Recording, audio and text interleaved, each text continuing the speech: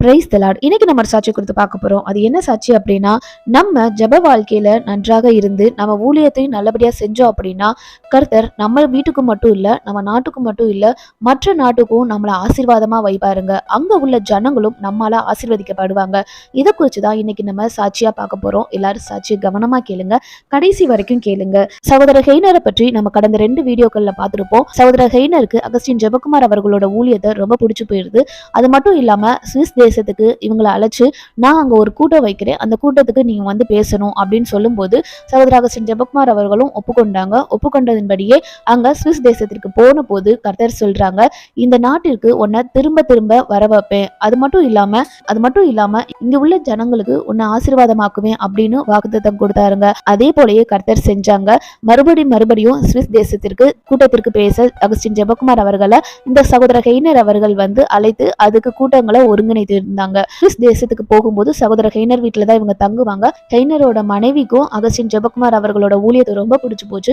இவங்க 2 பேருமே அகஸ்டின் ஜெபக்குமார் அவர்களை அவங்க வீட்டுல தங்க வச்சு நல்ல ஊழியத்தை பத்தி நிறைய பேசுவாங்க. சகோதரர் ஹெய்னருக்கு எப்படியும் அகஸ்டின் ஜெபக்குமார் அவர்கள் நிறைய நேரம் முழங்கால நின்று ஊழியத்துக்காக ஜெபிக்கிறத பார்த்துட்டு இன்னும் அதிகமாகவே அவங்களுக்குள்ள ஒரு நெருக்கம் வந்தது. சகோதரர் ஹெய்னரும் சகோதரர் அகஸ்டின் ஜெபக்குமார் அவர்களும் ஒரு தாவீது யோனதான் ஃப்ரெண்ட்ஷிப் மேல அவங்களோட ஃப்ரெண்ட்ஷிப் வளர்ந்துச்சுங்க. அது மட்டும் இல்லாம அவங்க சொல்றாங்க, அடுத்த வருஷம் உங்களோட வைஃபையும் கூட்டிட்டு வாங்க அப்படின்னு சொல்றாங்க. சகோதரர் ஹெய்னரும் சகோதரர் அகஸ்டின் ஜெபக்குமார் அவர்களோட ஃப்ரெண்ட்ஷிப் இன்னும் அதிகமாக நாளுக்கு நாள் விருத்தி அடைஞ்சிட்டு தாங்க இருந்துச்சு. அப்போ ஒரு நாள் என்னாச்சு அப்படின்னா, சகோதரர் ஹெய்னரோட தங்கச்சி மிஷினரியில பணிபுரிந்துட்டு இருந்தாங்க, திருமணம் ஆகாம அர்ப்பணித்து. ஆனா ஒரு நாள் என்னாச்சு அப்படின்னா, மனக்குழப்பத்தினால பாதிக்கப்பட்டு இருந்தாங்க. அதனால சகோதரர் அகஸ்டின் ஜெபக்குமார் அவர்களும் அவங்களோட மனைவியும் இவங்களை நாங்க வச்சு பாத்துக்கிறோம் அப்படின்னு சொல்லிட்டு அவங்களை பீகாருக்கு அழைச்சிட்டு போறாங்க. அழைச்சிட்டு போயிட்டு அவங்களுக்காக ஜெபம் பண்றாங்க. கொஞ்ச நாள்லயே அவங்களோட மனக்குழப்பம் எல்லாம் மாறி அவங்க பரிபூர்ணமா குணமாயிட்டாங்க. அதை குறித்து அவங்க நிறைய இடத்துல சாட்சி சொன்னாங்க. இந்த சுவிஸ் தேசத்துல அவங்களோட சாட்சி அதிகமாக பரவியது. அதனால அங்குள்ள சுவிஸ் மக்களுக்கு அகஸ்டின் ஜெபக்குமார் அவர்களோட ஊழியத்தை பற்றி நல்லாவே தெரிய வந்ததுங்க. ஒரு நாள் அகஸ்டின் ஜெபக்குமார் அவர்களும் அவங்களோட மனைவியும் சுவிஸ் தேசத்துக்கு போயிருந்தாங்க. அங்க ஒரு அநாதை இல்லத்துக்கு பேசணும்னு போயிருக்காங்க.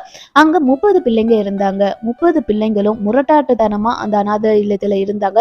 யாரு பேச்சையுமே கேட்க மாட்டேன்ட்டாங்க. ஆனா அன்னைக்கு அகஸ்டின் ஜெபக்குமார் அவர்களோட ஒரு நாள் அந்த செய்தி அவங்கள ரொம்ப தொட்டபடியினால அந்த 30 பிள்ளைகளும் மனமாற்றம் அடைந்து நல்ல பிள்ளைகளாக மாறினாங்க. அதனால அங்க உள்ள பினேஜோட மேனேஜர் வந்து அந்த பிள்ளைங்கிட்ட சொல்றாங்க, நீங்க இப்படி மாறினதுக்கு அவங்க தானே காரணம், நீங்க ஏதாச்சும் அவங்க ஊழியத்துக்கு செய்யணும் அப்படின்னு சொல்லும்போது அந்த 30 பிள்ளைங்களும் சேர்ந்து அரசாங்கம் அவங்களுக்கு தரும் உதவி பணத்தை சேர்த்து வச்சு அகஸ்டின் ஜெபக்குமார் அவர்களுக்கு அனுப்பி வச்சாங்க ஒரு சகோதரர் மூலமாக. அந்த பணம் என்ன ஆச்சு அப்படின்னா 25 படுக்கைகள் கொண்ட ஒரு ஹாஸ்பிட்டல் கட்டுறதுக்கு அந்த பணம் உதவியா இருந்துச்சுங்க. இப்படிதான் சுவிஸ் தேசத்துக்கு அகஸ்டின் ஜெபக்குமார் அவர்களை கர்த்தர் ஆசீர்வாதமா மாத்தினாங்க. அங்க உள்ள ஜனங்களுக்கும் ஆசீர்வாதமா மாற்றினாருங்க. இந்த சாட்சியில இருந்து நம்ம என்ன கற்றுக்கிறோம் அப்படின்னா, நம்ம தேசத்திற்காக ஜெபிக்கும் போது அதிக நேரம் முழங்கால நின்று ஜெபிக்கும் போது கர்த்தர் நம்மளுடைய ஜெபத்தை கண்டிப்பா கேட்டு தேசத்துக்கு ஆசீர்வாதமாக வைப்பார். அது மட்டும் இல்லாம மற்ற தேசத்திற்கும் ஆசீர்வாதமாக வைப்பாருங்க.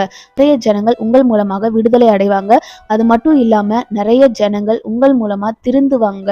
இது ஒரு மனுஷனுக்கு நீங்க எவ்வளோ நீங்க கொடுத்தாலும் உங்க மூலமா ஒரு மனுஷன் திருந்தி வாழ்ந்தாங்க அப்படின்னா அதுவே நம்மளுக்கு போதுங்க. நிறைய இடத்துக்கு நம்ம போய் ஊழிய செய்யணும்ன்றது கர்த்தரோட சித்தம், கர்த்தரோட அழைப்பு, கர்த்தர் கொண்டு போவாரு. ஆனா உங்களால முடிஞ்சது அட்லீஸ்ட் ஒரு நபரையாச்சு திருந்தி வாழ்றதற்கு நீங்க ஜெபம் பண்ணுங்க. அவங்க திருந்தினாங்கனாவே 1 100 ஆகும், 100 பல ஆயிரக்கணக்கான ஜனங்களா மாறுங்க. கண்டிப்பா நீங்க கர்த்தரிடத்துல அப்படிப்பட்ட ஊழியம் எனக்கு வேணும்பா, அட்லீஸ்ட் ஒரு நபருக்கு நான் ஊழியம் செய்யணும், அந்த ஒரு நபர் மூலமாக பல ஊழியங்கள் எழும்பணும்பான்னு நீங்க ஜெபிக்கும் போது கர்த்தர் அந்த ஜெபத்தை கேட்டு உங்களை தேசத்திற்கு ஆசீர்வாதமாக மாற்றுவாருங்க. கண்டிப்பா இந்த சாட்சி உங்களுக்கு பயனுள்ளதா இருக்கணும்னு நான் விசுவாசிக்கிறேன். இந்த சாட்சி உங்களுக்கு பயனுள்ளதாக இருந்துச்சு அப்படின்னா உங்க ஃப்ரெண்ட்ஸ்க்கு, ஃபேமிலி சர்க்கிள்க்கு, ரிலேட்டிவ்ஸ்க்கு எல்லாத்துக்கும் ஷேர் பண்ணுங்க. மறக்காம சப்ஸ்கிரைப் பண்ணுங்க. அப்படி சப்ஸ்கிரைப் பண்ணீங்கன்னா அது எங்களுக்கு உற்சாகமா இருக்கும். நீங்களும் நிறைய சாட்சிகள் இதே மாதிரி கேட்க முடியும். அதன் மூலமாக ஷேர் பண்ணி ஆத்துமாக்களை ஆதாயப்படுத்துவோங்க. கர்த்தர் இந்த சாட்சியின் மூலமாக உங்களை ஆசீர்வதிப்பாராக. Amen. God bless you. Jesus loves you.